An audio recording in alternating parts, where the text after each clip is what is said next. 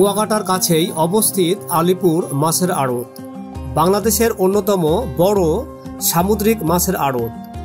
এখান থেকেই ইলিশ, রূপচাঁদা, লৈট্রা, চিংড়ি সহ নানান রকম মাছ দেশের বিভিন্ন অঞ্চলে সরবরাহ করা হয়।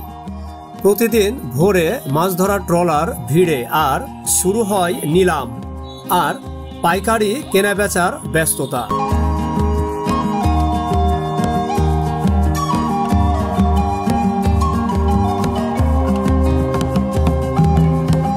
এখানকার মাছের আড়তই জীবিকা দিয়েছে হাজারো জেলে ও ব্যবসায়ীকে।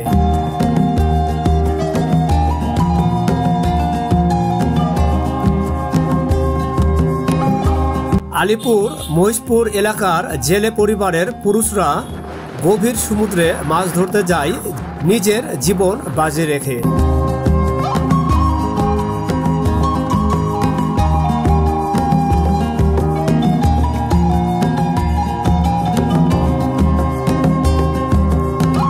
প্রত্যেকটি গ্রামের জেলেরা ঘরে বসেই জাল বুনন করে।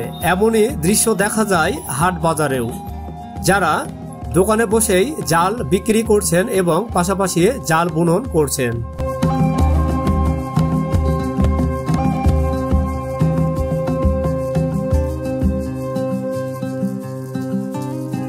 এই জাল বুননের দৃশ্য দেখতে আসলেই অসাধারণ লাগে।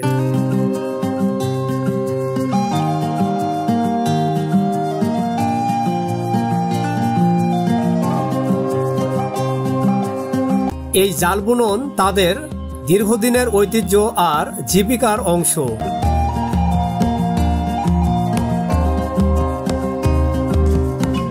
হাতে তৈরি এই জালই জেলেদের সমুদ্র যাত্রার মূল প্রস্তুতি।